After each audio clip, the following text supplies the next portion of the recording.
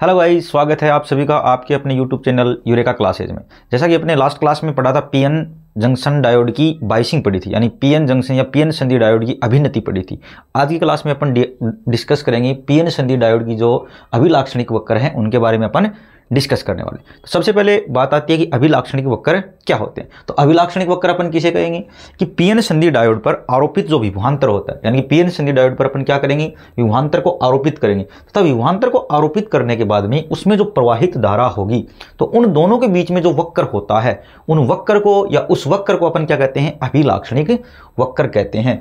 यानी कि पीएन संधि डायोड पर आरोपित विभवांतर तथा उसमें प्रवाहित धारा के मध्य खींचे गए वक्र को अभिलाक्षणिक वक्र कहते हैं। अभी जो अभिलाक्षणिक वक्र होते हैं ये दो प्रकार के होते हैं, एक होता है आपका अग्र अभिलाक्षणिक वक्र और एक होता है अपना पश्च अभिलाक्षणिक वक्र। तो सबसे पहले अपन बात करेंगे अग्र अभिलाक्षणिक वक्र की। तो अग्र अभिलाक्षणिक वक्र क्या होता है कि जब पीएन संधि डायोड है वह अग्र बायस में हो। किस बायस में हो? अग्र बायस में। कि पीएन संधि डायोड जब अग्र बायस में हो तो उसमें प्रवाह, उस पर आरोपित विभवांतर तथा उसमें प्रवाहित धारा के मध्य जो वक्र खींचा जाता है उसको अपन कहते हैं अग्र अभिलाक्षणिक वक्र। जैसे मान लिया कि पीएन संधि डायोड जो है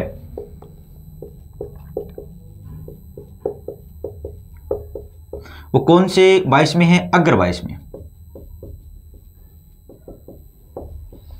अग्र बायस में। तो अग्र बायस में अपन ने देखा कि अग्र बायस में आरोपित जो विभवांतर है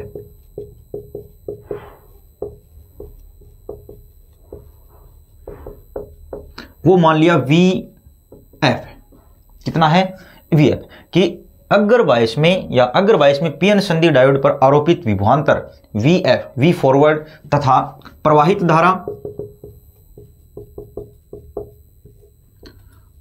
धारा अपन ने मान ली कितनी है भाई? IF। कि पीएन संधि डायोड है वो अग्र बायस में है, उस पर अपन VF विभवांतर आरोपित कर रहे हैं तथा उसमें प्रवाहित धारा कितनी है? IF। तो VF तथा IF के मध्य खींचा गया जो वक्र होगा उसको अपन क्या कहेंगे? अग्र अभिलाक्षणिक वक्र होंगे। अब सबसे पहले अपन इसके सर्किट को देखेंगे कि इसमें सर्किट में देखेंगे कि पीएन संधि डायोड का जो अग्र अभिलाक्षणिक वक्र है तो उसको लेने के लिए अग्र बायसिंग देखेंगे। तो सबसे पहले अपन देखेंगे कि ये हो गया अपना पीएन संधि, ये इसका P सिरा, ये हो गया इसका N सिरा। अब P सिरे से बैटरी का जोड़ेंगे पॉजिटिव जोड़ दिया, जोड़ दिया अपन ने नेगेटिव। अब इसके विभवांतर को मापने के लिए क्या लगाएंगे अपन? इसके पैरेलल में वोल्टमीटर लगा दिया। अब धारा को मापने के लिए अपन क्या लगाएंगे? एमीटर लगाएंगे। और ये हो गया, ठीक है। तो यानी कि ये पॉजिटिव हो गया, ये नेगेटिव हो गया, ये पॉजिटिव हो गया, ये नेगेटिव। इसका मतलब क्या हुआ कि बैटरी का पॉजिटिव टर्मिनल है वो इसके P सिरे से जुड़ गया। इसका मतलब ये अग्र बायस में गया। अब इसमें अपन विभवांतर किससे मेजर कर लेंगे? वोल्टमीटर से। और इसमें धारा किससे कर लेंगे? अब इसमें जो धारा आएगी वो आएगी अपनी मिली एम्पियर में। किसमें आएगी? मिली एम्पियर में धारा आती है। अब देखो इसमें क्या होता है कि स्टार्टिंग में जब अपन पोटेंशियल की वैल्यू या विभवांतर का मान धीरे धीरे बढ़ाते हैं तो धारा का मान भी धीरे धीरे क्या होता है? बढ़ेगा। अब धीरे धीरे अपन विभवांतर बढ़ा रहे हैं, धीरे धीरे धारा बढ़ रही है, धीरे धीरे विभवांतर बढ़ा रहे हैं, धीरे धीरे धारा बढ़ रही है। लेकिन एक पॉइंट ऐसा आएगा कि जिस विभवांतर पे या जिस विभव पे धारा का मान क्या हो जाता है? अचानक से बढ़ जाता है। और जिस विभवांतर पे धारा का मान अचानक से बढ़ जाता है उस विभव को अपन क्या कहते हैं? कट इन वोल्टता कहते हैं। क्या कहते हैं? कट इन वोल्टता। तो देखो पहले इसका ग्राफ देख लेते हैं कि इसका ग्राफ हो कैसा होगा। ये अपन देखते हैं। इधर मैंने ली विभवांतर VF और इधर मैं धारा ले रहा हूं IF। तो स्टार्टिंग में क्या होगा? 0 से स्टार्ट होगा। अब अपन विभवांतर को क्या करेंगे? धीरे धीरे बढ़ाएंगे। किसको बढ़ाएंगे? विभवांतर को। सॉरी अपन इधर लेंगे विभवांतर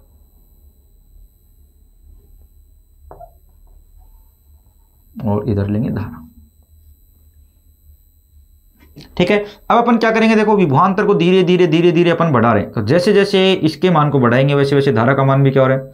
बढ़ रहा है। लेकिन एक पॉइंट ऐसा आएगा जिसपे धारा का मान क्या हो जाता है? अचानक से बढ़ जाता है। तो वोल्टता का ये जो मान होता है, यानी कि देखो यहां से अपन ने स्टार्ट किया, यहां से अपन क्या कर रहे हैं? वोल्टता के मान में धीरे धीरे वृद्धि करें। तो जैसे जैसे वोल्टता इंक्रीज हो रही है वैसे वैसे करंट का मान भी क्या हो रहा है? इंक्रीज हो रहा है। इसका मतलब फॉरवर्ड वोल्टता है वो फॉरवर्ड करंट के अकॉर्डिंग क्या हो रही है, बढ़ रही है। अब इंक्रीज हो रही है, इंक्रीज हो रही है, लेकिन जैसे ही इस वोल्टता पे या इस पॉइंट पे अपन पहुंचे वैसे ही धारा का मान क्या हो गया, अचानक से बढ़ गया। तो ये जो वोल्टता है इस वोल्टता को अपन कहते हैं कट इन वोल्टता,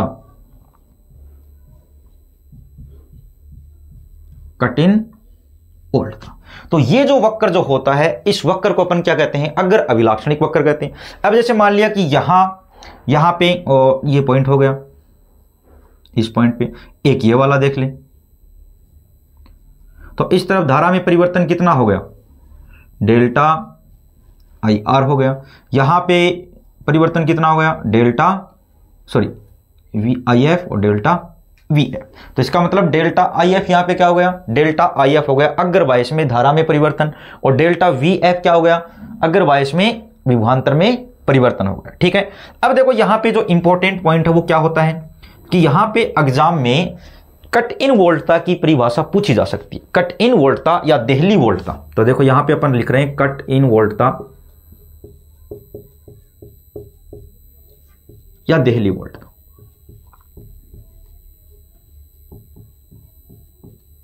कट इन वोल्टता या देहली वोल्टता। तो कट इन वोल्टता या देहली वोल्टता को अपन कैसे परिभाषित करेंगे भाई, कि अग्रवायस में आरोपित वह विभवांतर, अग्रवायस में आरोपित वह विभवांतर जिस पर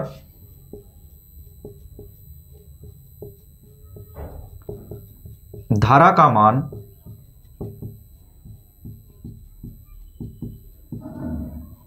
अचानक से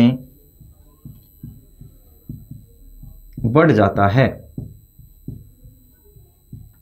यानी कि अग्रवायस में आरोपित वह विभवांतर जिसके ऊपर धारा का मान क्या हो जाए, अचानक से इंक्रीज कर जाए, तो उस विभव को अपन क्या कहते हैं, कट इन वोल्टता या देहली वोल्टता बोलते हैं। अचानक से बढ़ जाता है तो इसे कट इन वोल्टता कहते हैं।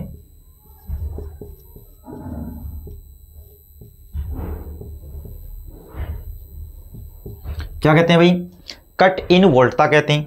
उसके बाद में अपन ने देख लिया कि इसमें जो धारा होती है, धारा का मान मिली एम्पियर में होता है।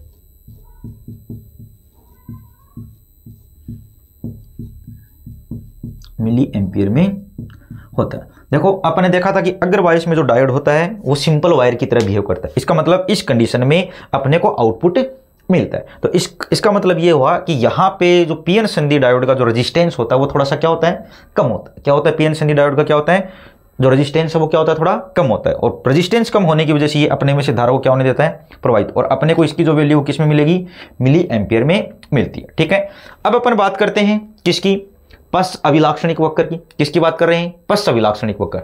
तो पश्च अभिलाक्षणिक वक्र क्या हो गया भाई, कि पीएन संधि डायोड को पश्च अभिनति या रिवर्स बायसिंग में जब जोड़ते हैं तो उसमें आरोपित विभवांतर तथा उसमें प्रवाहित धारा के मध्य खींचा गया जो वक्र होता है उस वक्र को अपन क्या कहते हैं, पश्च अभिलाक्षणिक वक्र कहते हैं। जैसे मान लो कि अपन कंसीडर कर रहे हैं कि जो पीएन संधि डायोड है वो किस बायस में है भाई, पश्च बायस में। किस बायस में, पश्च बायस में। ठीक है, अब पश्च बायस में आरोपित जो विभवांतर है वो अपन ने क्या मान लिया, वी आर मान लिया। क्या मान लिया भाई, आरोपित विभवांतर क्या मान लिया, वी आर मान लिया। ठीक है, उसके बाद में प्रवाहित धारा, प्रवाहित धारा अपन ने क्या मान ली भाई, प्रवाहित धारा अपन ने मान ली आई आर है। कितनी है, आई आर, कि रिवर्स बायस में करंट फ्लो जो हो रही है वो आई आर।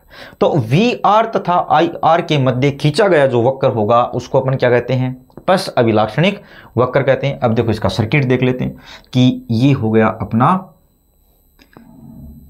P, ये हो गया N। उसके बाद में किस में जोड़ना, आपको रिवर्स में जोड़ना है। तो इसको बैटरी के किससे जोड़ेंगे, नेगेटिव से। ये हो गया पॉजिटिव, ये अपनी कुंजी, और यहाँ पे अपन क्या लगाएंगे, एमीटर लगाएंगे, और इसके पैरेलल में अपन क्या जोड़ देंगे भाई, वोल्टमीटर जोड़ देंगे। क्या जोड़ देंगे, वोल्टमीटर। ये माइनस, ये हो गया प्लस। प्लस। अब देखो ये किस बायस में चला गया, नेगेटिव किससे जुड़ गया, पी से, तो प्लस बायस में चला गया। अब यहां पे अपने को जो धारा मिलती है वो मिलती है माइक्रो एम्पियर। किसमें मिलती है, माइक्रो एम्पियर। अब देखो इसकी प्रोसेस पढ़ते हैं कि मान लो कि जब अपन विभवांतर का मान क्या कर रहे हैं, बहुत ही कम रख रहे हैं, तो इनिशियल या बहुत कम विभवांतर के मान पर धारा जो रहती है पश्च अभिलाक्षणिक वक्र या पश्च बायस में, वो धारा का मान बहुत थोड़ा सा नियत रहता है। क्या रहता है, नियत। अब अपन क्या कर रहे हैं, वोल्टता को थोड़ा थोड़ा बढ़ा रहे हैं, धारा क्या है, लगभग नियत है। क्या है, लगभग नियत है। इसको अपन संतृप्त, प्रतीप संतृप्त धारा भी कहते हैं। क्या कहते हैं, प्रतीप संतृप्त धारा। यानी कि मैं यहां पे लिख देता हूं कि निम्न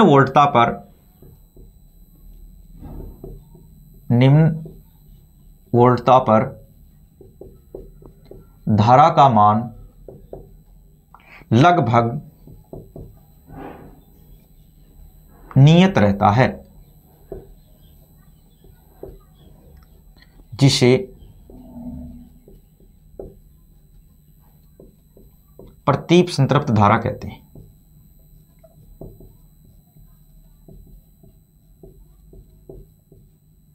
क्या कहते हैं, प्रतीप संतृप्त धारा कहते हैं। अब क्या होगा कि अपन निम्न वोल्टता पे तो धारा है लगभग नियत है, इसका मतलब धारा बहुत ही कम है।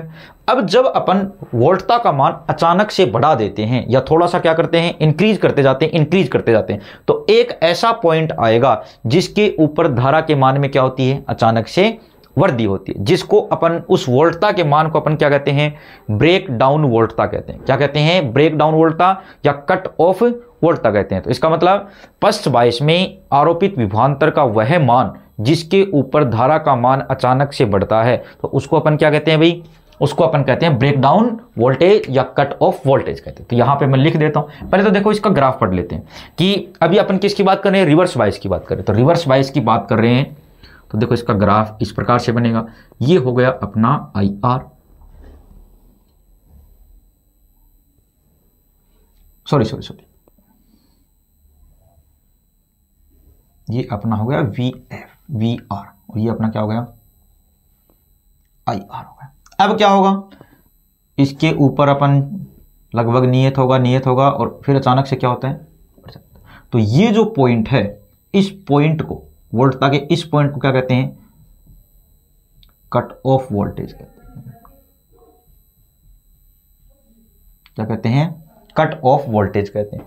अब देखो यहां पे अपन ने ये पॉइंट ले लिया, एक इस पॉइंट पे ले लिया, एक इस पॉइंट पे ले लिया, तो क्या हो गई, डेल्टा IR हो गया, ये डेल्टा क्या हो गया, VR।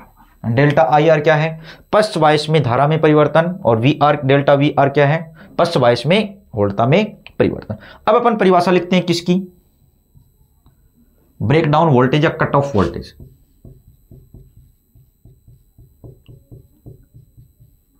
कट ऑफ वोल्टेज, या फिर इसको क्या बोल सकते हैं भाई, ब्रेक डाउन वोल्टेज।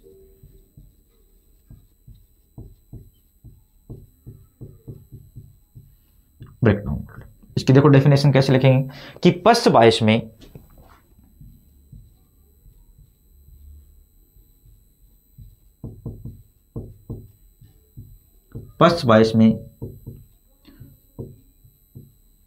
पीएन संधि डायोड पर, पश्च बायस में पीएन संधि डायोड पर आरोपित वह विभवांतर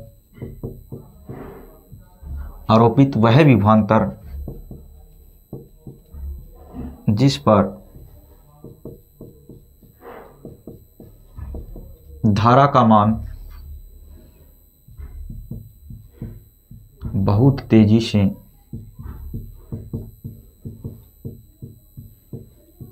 बढ़ता है, उसे कट ऑफ वोल्टेज कहते हैं। कट ऑफ वोल्टता कहते हैं। तो एग्जाम की बोर्ड की एग्जाम की दृष्टि से आपसे कट ऑफ वोल्टेज की परिभाषा पूछ सकते हैं, और किसकी पूछ सकते हैं, देहली वोल्टता या कठिन वोल्टता की परिभाषा पूछ सकते हैं। तो कठिन वोल्टता की परिभाषा क्या हो जाएगी, कि अग्रवाइश में वोल्टता का वह मान जिसके ऊपर धारा का मान क्या होता है, अचानक से बढ़ जाता है, तो उसको अपन क्या कहते हैं, कट इन वोल्टेज कहते हैं। क्या कहते हैं, कट इन वोल्टेज या देहली वोल्टता कहते हैं। ठीक, अगर ब्रेकडाउन वोल्टेज पूछे तो आपकी क्या हो जाएगी, पश्च बायस में आरोपित वोल्टता का वह मान जिसके ऊपर धारा का मान अचानक से क्या हो जाता है भाई, बढ़ जाता है। एक्चुअल में होता क्या है कि यहाँ पे ये पोटेंशियल ब्रेकडाउन वोल्टेज इसलिए बोलते हैं कि यहाँ पे एक पॉइंट पे जाके ये क्या हो जाता है भाई, ये जो पीएन जंक्शन डायोड होता है इसमें देखो रेजिस्टेंस की वैल्यू क्या होती है, इस कंडीशन में बहुत ज़्यादा होती है। तो रेजिस्टेंस की वैल्यू बहुत ज़्यादा है और अपन लगातार अगर इसमें पोटेंशियल इंक्रीज करते जाते हैं तो रेजिस्टेंस ज़्यादा, तो इसमें हीट बनेगी। ठीक है, और हीट की वजह से एक पॉइंट ऐसा आएगा कि जिसपे ये क्या हो जाता है, ब्रेक हो जाता है, डिस्ट्रॉय हो जाता है। तो इसलिए इस वोल्टेज को अपन ब्रेकडाउन वोल्टेज इसलिए बोलते हैं कि इस पॉइंट पर जाके थोड़ा सा अचानक से धारा का मान बढ़ेगा, और धारा का मान बढ़ेगा और थोड़ी देर के बाद में वो पीएन संधि डायोड जो होता है या पीएन जंक्शन डायोड जो है वो क्या हो जाता है भाई, डिस्ट्रॉय हो जाता है या बर्न हो जाता है। तो इसलिए अपन इसको ब्रेकडाउन वोल्टेज कहते हैं। तो ये अपन ने क्या देख लिए, ये अपन ने देख लिया अग्र अभिलाक्षणिक वक्र देख लिया, और अपन ने क्या देख लिया, पश्च अभिलाक्षणिक वक्र देख लिया। अब अपन देखते हैं कि मैं बार बार यहाँ पे थोड़ा सा प्रतिरोध का नाम ले रहा हूँ कि पीएन संधि डायोड का प्रतिरोध और ये पीएन संधि डायोड का प्रतिरोध का मैं बार बार में थोड़ा सा जिक्र कर रहा हूँ। तो यहाँ पे अपन बात करेंगे कि पीएन संधि डायोड जो होता है, कि पीएन संधि डायोड है वो ओम के नियम का पालन करता है कि नहीं करता है। क्योंकि ओम के नियम के पालन के हिसाब से अपन ने देखा था कि ओम के नियम के हिसाब से V और I में जो ग्राफ होता है, कि यहाँ पे मैं V ले लूँ, यहाँ पे I ले लेता हूँ, तो यहाँ पे जो ग्राफ होता है वो बिल्कुल क्या होता है, लीनियर होता है। बिल्कुल क्या होता है, लीनियर होता है। कैसा ग्राफ जाएगा, लीनियर ग्राफ। लेकिन इसका जो ग्राफ अपन देखते हैं V और I के बीच में जो ग्राफ है वो क्या नहीं है भाई, लीनियर ग्राफ नहीं है। तो इसका मतलब ये कैसी युक्ति होगी, अनओमीय युक्ति है। तो अब अपन बात करेंगे कि पीएन संधि डायोड जो होता है वो ओम के नियम का पालन नहीं करती। क्यों नहीं करती है, क्योंकि ये कि अरेखीय युक्ति है। अरेखीय युक्ति का मतलब क्या हुआ, अरेखीय युक्ति का मतलब ये हो गया कि इसकी जो क्रॉस सेक्शन एरिया है वो सभी पॉइंट पे क्या नहीं है, सेम नहीं है। क्रॉस सेक्शन एरिया वो क्या नहीं है, सभी पॉइंट पे सेम नहीं है। तो इसका मतलब ये अरेखीय युक्ति होगी। अब क्रॉस सेक्शन एरिया अगर सेम नहीं होता है तो वहां पे ओम का नियम क्या नहीं होगा, वैलिड नहीं होगा। ओम का नियम क्या कहते हैं, ओम का नियम ये कहता है कि कोई भी अपन चालक तार लेते हैं तो उसकी भौतिक अवस्थाओं को क्या करना पड़ेगा, अपने को नियत करना पड़ता है। भौतिक अवस्थाओं को नियत करने का मतलब क्या होता है, भौतिक अवस्थाओं को नियत करने का मतलब होता है कि उसकी लंबाई अपन ने क्या कर दी, कांस्टेंट कर दी, उसका क्रॉस सेक्शन एरिया अपन ने क्या कर दिया, कांस्टेंट कर दिया, टेम्परेचर अपन ने कांस्टेंट कर दिया। ये सभी चीजें जब कांस्टेंट हो जाती हैं उसके बाद में ओम का नियम क्या होता है, वैलिड होता है। लेकिन यहाँ पे अपन बोल रहे हैं कि ये कैसी युक्ति है, अरेखीय युक्ति है। अरेखीय युक्ति का मतलब ये हुआ कि इसका क्रॉस सेक्शन एरिया क्या नहीं है, सेम नहीं है। क्रॉस सेक्शन एरिया अगर सेम नहीं है तो इसका मतलब ये ओम का नियम का पालन नहीं करती। तो जो डायोड जो होता है वो कैसी युक्ति है, अनओमीय युक्ति। तो यहाँ पे अपन लिख रहे हैं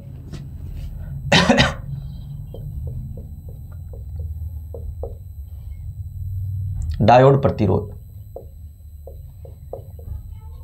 क्या पढ़ेंगे अपन, डायोड प्रतिरोध। कि डायोड प्रतिरोध की अपन बात करते हैं। तो डायोड प्रतिरोध में अपन ने क्या देख लिया, पहला पॉइंट कि जो डायोड जो होता है वो कैसी युक्ति है, अरेखीय युक्ति।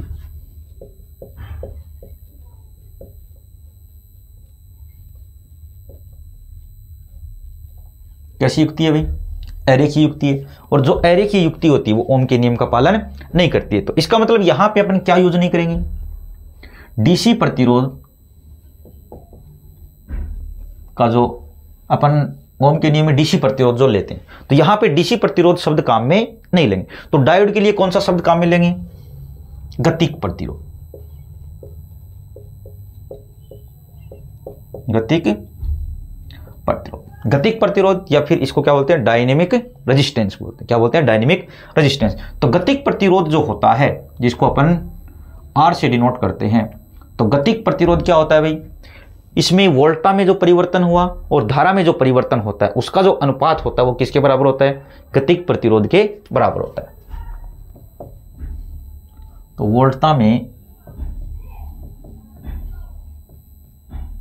परिवर्तन बट्टे धारा में परिवर्तन,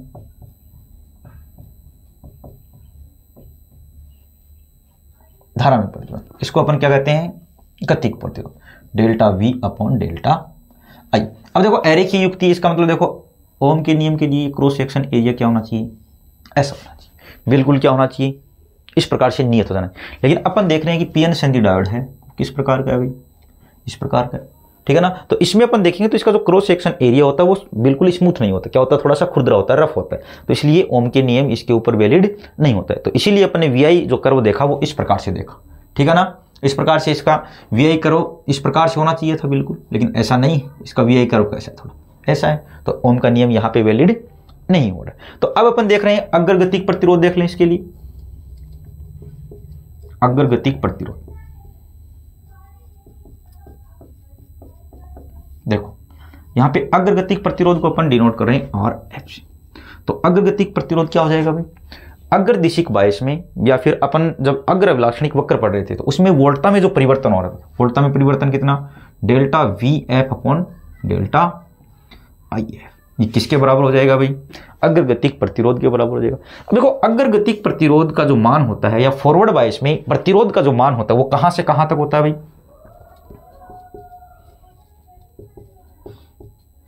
अग्र बायस में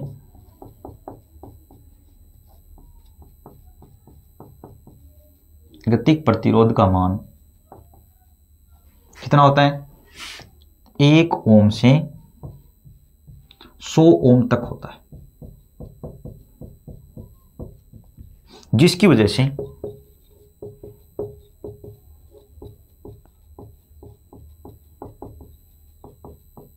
धारा का मान मिली एम्पियर में प्राप्त होता है।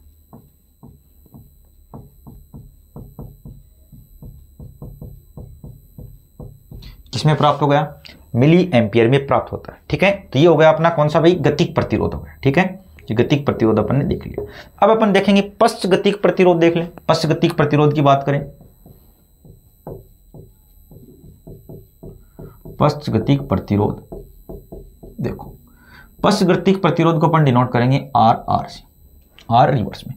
तो आर आर जो होगा किसके बराबर हो जाएगा भाई, पश्च बायसिंग में जब उसकी वोल्टता में जो आरोपित वोल्टता थी उसमें जो परिवर्तन हो रहा था और उसकी पश्च धारा जो थी उसमें जो परिवर्तन हो रहा था, तो उन दोनों का जो अनुपात होगा, इसका मतलब delta V R upon delta I R किसके बराबर होगा, पश्च गतिक प्रतिरोध के बराबर होगा। अब पश्च बायसिंग में इसका गतिक प्रतिरोध जो होता है वो कितना होता है,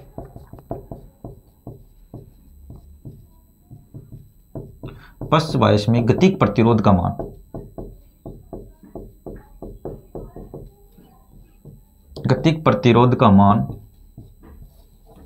क्या होता है भाई, 10 की घात 6 ओम कोटि का होता है। अब 10 की घात 6 ओम कोटि जो होती है वो अपने आप में क्या होता है, बहुत बड़ा मान है। अब देखो इसका जो प्रतिरोध है पश्च बायस में वो क्या है, बहुत ज्यादा है। अब प्रतिरोध अगर बहुत ज्यादा है तो धारा का मान क्या होता है, बहुत कम होता है। क्या होता है, धारा का मान बहुत ही कम होता है। तो अतः है कोटि का होता है, अतः इसमें नगण्य धारा बहती है, नगण्य धारा, और किस में आएगी, माइक्रो एम्पियर में बहती। तो ये अपने क्या हो गई, ये अपना क्या होगा, डायोड प्रतिरोध। तो डायोड प्रतिरोध की में अपने क्या देखा कि डायोड एक कैसी युक्ति है, अरेखीय युक्ति है। जो अरेखीय युक्ति होती है इसका मतलब इसका क्रॉस सेक्शन एरिया क्या नहीं है, कांस्टेंट नहीं है। और ओम का नियम क्या कहता है कि कोई भी अगर चालक तार ले या कोई भी चालक ले तो उसकी भौतिक अवस्थाओं को अपने को क्या करना है, नियत करना है, यानी कि उसकी लंबाई को कांस्टेंट रखना है और उसका जो क्रॉस सेक्शन एरिया वो भी क्या होना चाहिए, कांस्टेंट। लेकिन इसमें न इसकी क्रॉस सेक्शन एरिया वो क्या नहीं है, कांस्टेंट नहीं है। तो इसका मतलब अरेखीय युक्ति होने के कारण ये ओम के नियम का पालन नहीं करता है। तो यहां पे देखो एक क्वेश्चन ये भी बन सकता है कि क्या डायोड जो है क्या वो अनओमीय युक्ति है, तो हाँ डायोड है वो क्या है, अनओमीय युक्ति। अनओमीय युक्ति क्या होती है कि जो ओम के नियम का पालन नहीं करती, ठीक है। तो उसके बाद अपन देखेंगे ओम का नियम का पालन नहीं करती है, तो इसका मतलब अपन डीसी प्रतिरोध का जो शब्द है वो काम में नहीं लेंगे। तो डीसी प्रतिरोध की जगह अपन डायोड के लिए कौन सा प्रतिरोध काम में लेते हैं, गतिक प्रतिरोध काम में लेते हैं, ठीक है। अब अग्र गतिक प्रतिरोध या अग्र बायस में डायोड के लिए जो गतिक प्रतिरोध है उसकी वैल्यू किस कोटि की होती है, किस ऑर्डर में होती है, उसकी वैल्यू अपने को मिलती है 1 ओम से 100 ओम के बीच में मिलती है। इसलिए अपने को जो धारा का मान है वो किस में मिलता है भाई, मिली एम्पियर में मिलता है। किस में मिलता है, मिली एम्पियर में। इसी प्रकार से अगर अपन पश्च गतिक प्रतिरोध की बात करें तो पश्च गतिक प्रतिरोध जो होता है वो क्या होता है भाई, बहुत ही ज्यादा। अगर प्रतिरोध अगर बहुत ज्यादा है तो उसमें प्रवाहित होने वाली धारा भी क्या होती है, बहुत कम होती, क्योंकि अपन ने देखा है कि प्रतिरोध का मान जितना ज्यादा होता है धारा का मान क्या होता जाता है उतना ही कम। तो ये हो गए अपने क्या, अग्र अभिलाक्षणिक वक्र और पश्च अभिलाक्षणिक वक्र। Thank you.